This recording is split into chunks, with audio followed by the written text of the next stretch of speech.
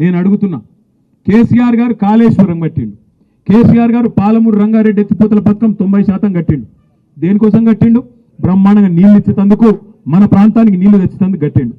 మరి మూసీతోని నేను అడుగుతున్నా ముఖ్యమంత్రి, మూసీతోని ఎంతమంది ఎన్ని ఎకరాలకు నీళ్ళు ఇస్తావు, ఎంతమంది రైతులకు నీళ్ళు ఇస్తావు?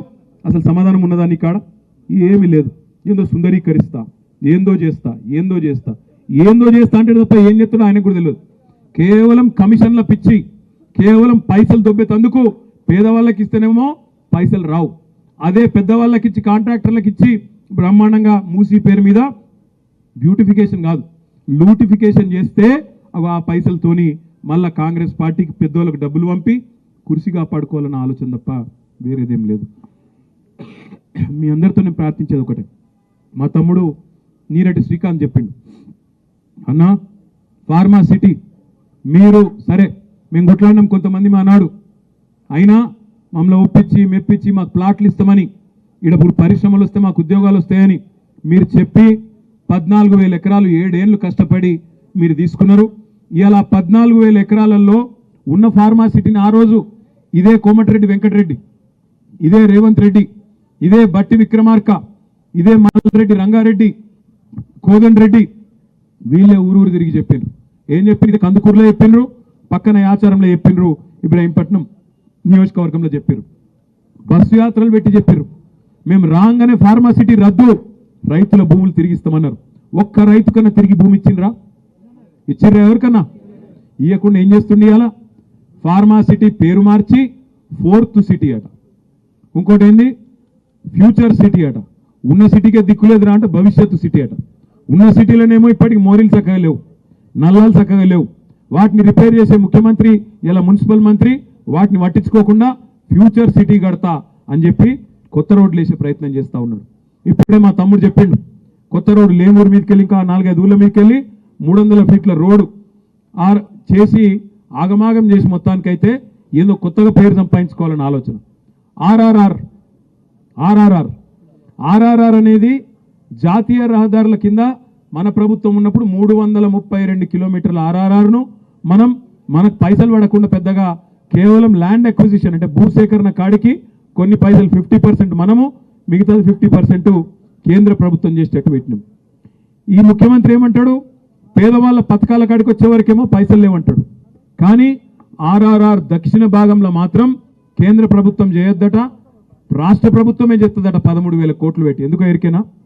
ఎందుకంటే వెంకటరెడ్డి గారు రాష్ట్ర రహదారుల భవనాల శాఖ మంత్రి, ఆయన నియోజకవర్గము, ఆయన జిల్లా కాబట్టి అక్కడ కమిషన్ల కోసం కాంట్రాక్ట్ల కోసం మళ్ళా అలైన్మెంట్ మార్చి అక్కడ తమ వాళ్ళకు సంబంధించిన భూములు కాపాడుకుంటూ కేవలం ఇవాళ కాంట్రాక్ట్ కొంతమంది అస్మదీయులకు ఇచ్చుకునేందుకు ఆర్ఆర్ఆర్ అలైన్మెంట్ మార్చే ప్రయత్నం చేస్తున్నారు. ఒక రియల్ ఎస్టేట్ బ్రోకర్ లెక్క పనిచేస్తున్నాడు రేవంత్ రెడ్డి తప్ప పొరపాటున కూడా ఇవాళ ఒక ముఖ్యమంత్రి లాగా మాత్రం పనిచేస్తలేడు. 6 గ్యారంటీలు ఏమైనా రాబోయ్ అంటే దాని గురించి మాట్లాడాడు. 100 రోజులు అయిపోయింది, 300 రోజులు దాటింది కదా, 100 రోజులు చేస్తా అన్న హామీలు ఏమైనాయి, రుణమాఫీ ఏమైంది, 2,500 ఏడవైంది అంటే దాని గురించి చెప్పడు. మాట్లాడితే మూసీ అంటాడు లేదా హైడ్రా. చేయాల్సింది మూసీ సుందరీకరణ కాదు, మూసీ గబ్బంతా ముఖ్యమంత్రి నోట్లే, వాళ్ళ మంత్రుల నోట్లోనే ఉన్నది. మొదలైతే వాళ్ళ నెత్తుల నిండా గబ్బున్నది. దిక్కుమాలిన మాటలు, దిక్కుమాలిన ఇష్టం వచ్చిన రోత ఉట్టించే మాటలు, మామూలు మనుషులు మాట్లాడే మాటలు కూడా కాదు. ఇడిసిపెట్టాం ముఖ్యమంత్రి, నీ గబ్బు మాటలకు, నీ మంత్రుల చెడ్డ మాటలకు చూస్తా ఊరుకున్నాం. చాలా రోజులు 4-5 ఏళ్ళు ఇష్టం వచ్చినట్టు పిచ్చోన్లే కొరినా ఊకున్నాం. కానీ అలా బాధ్యతలో ఉన్నావు, ఇక నుంచి వదిలిపెట్టాం. ఆల్రెడీ నేను పరువు నష్టం దావా వేసినా, ముఖ్యమంత్రి మీద కూడా తొందరలోనే పరువు నష్టం దావా వేస్తా. ముఖ్యమంత్రి మీద వేస్తా, నా మీద అడ్డగోలుగా మాట్లాడిన మంత్రి గారిని కూడా ఇడిచిపెట్టా. క్షమాపణ చెప్పేదాకా అటు క్రిమినల్ ఇటు సివిల్ డిఫమేషన్ 2 సూట్లు కూడా వేస్తా, వదిలిపెట్టా అనే మాట కూడా నేను విజ్ఞప్తి చేస్తా ఉన్నా. తప్పే చేయనప్పుడు ఎవరిని అయ్యకు కూడా భయపడం. ఏం చేసుకుంటావో చేసుకొని మోడీకే చెప్పినాం, ఈ చిట్టినాయుడు ఎంత మనకనే మాట నేను విజ్ఞప్తి చేస్తా ఉన్నా. మోడీకే చెప్పినాం, ఏం చేసుకుంటావో చేసుకోపురా భయ, గీడంతా నాకు అర్థం కాదు. గింతంత తోడు ఏదో అడిమారి గుడి దెబ్బలో ఆయనతో పోయి కూర్చున్నాడు. అలా ఇక ఆవుతలేడు, ఇక ఆడికెళ్ళి నేనెందుకు పొడుగు అయిపోయినా పెద్దోన్న అయిపోయినా కూల కొడతా.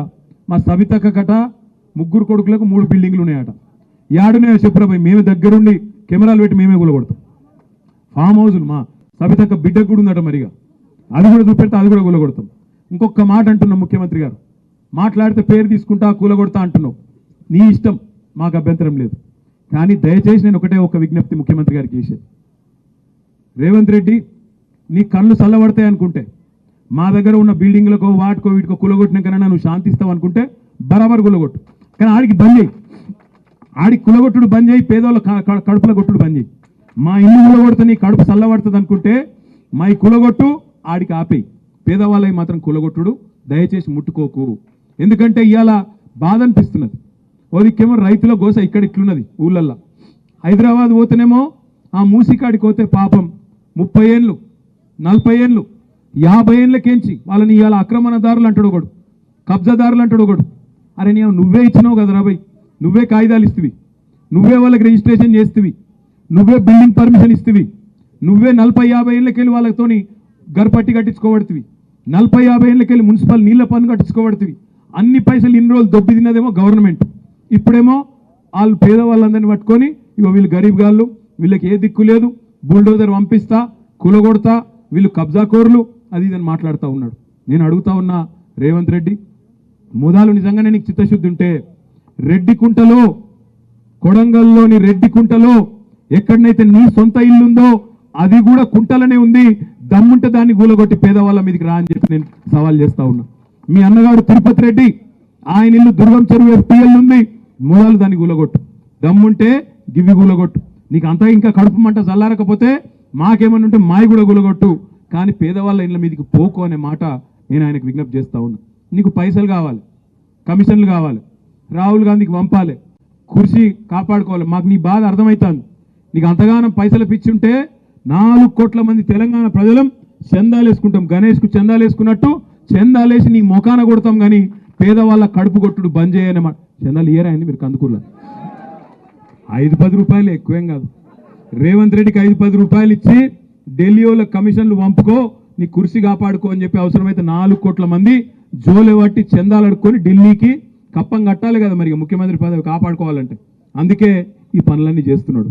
నేను ఒకటే మీ అందరికి కూడా చేసే విజ్ఞప్తి, మనం గట్టిగా ఉన్న రోజులు రేవంత్ రెడ్డి ఏమనుకుంటుండంటే ప్రజలు పిచ్చోళ్ళు, ఇలా అన్నీ మర్చిపోతారు, మొదటి సంవత్సరంలో ఇవాళ లొలి పెడతారు, మళ్ళీ ఆఖరి సంవత్సరంకి వచ్చే వరకు మళ్ళీ నేను పుల్లటి మాటలు చెప్తా, మర్చిపోతారు. ఆయనతో పోయినసారి తులం బంగారం అన్నా, ఈసారి మా ఆడపిల్లలందరినీ కలిసి ఆయన 10 తులాల బంగారం ఇస్తా అని చెప్తా, నమ్ముతారు. ఆయనతో మళ్ళీ నాకే గుద్దుతారు అనుకుంటాను. ఇంకొక మాట చెప్తున్నాడు అందరికీ, 100 రోజుల్లో అని చెప్పినా కానీ ఆఖరి 100 రోజులలో ఇస్తా. ఇప్పుడు ఏం తొందర ఉన్నది నాకు, ఆఖరి 100 రోజులలో ఇస్తేనే ఓటు గుర్తుపెట్టుకుంటారు, ఇప్పుడే ఎందుకు ఇవ్వాలని మాట్లాడుతున్నాడు. నేను ఒక్కటే మీ అందరికి విజ్ఞప్తి చేసేది, మా ఆడబిడ్డలకు ముఖ్యంగా తారీఖు రాసి పెట్టుకోండి. మొదలు 100 రోజులలో ఇస్తా అన్నాడు, ఆ తర్వాత ఒక్కొక్క రోజు ఎంతెంత అయితే లేట్ చేస్తుండో మొత్తం మిత్తితో సహా ఇవ్వాలి. ఒక్కొక్కరికి ఎంత బాకీ ఉన్నాడో రాసుకోండి. ముసలోళ్ళకి ఎన్ని వేలు బాకీ ఉన్నాడు, ఆడపిల్లలకి ఎన్ని తులాల బంగారం బాకీ ఉన్నాడు, రైతులకు రైతు బంధు ఎంత బకాయి ఉన్నాడు, ఇంకా ఎవలోళ్ళకి ఏమేమి బకాయి ఉన్నాడో రాసి పెట్టుకోండి. మొదలు పెట్టిన రోజు అడగాలి ముఖ్యమంత్రిని, ఏమయ్యా మరి 100 రోజుల మొదలు పెడతా అన్నావు, ఇన్ని రోజులకు ఇంకా ఏం దిక్కు లేదు, అతి లేదు, గతి లేదు, ఏం సంగతి అని అడగాలి. హుషారు కావాలి మనం, ఇట్స్ పెట్టొద్దు.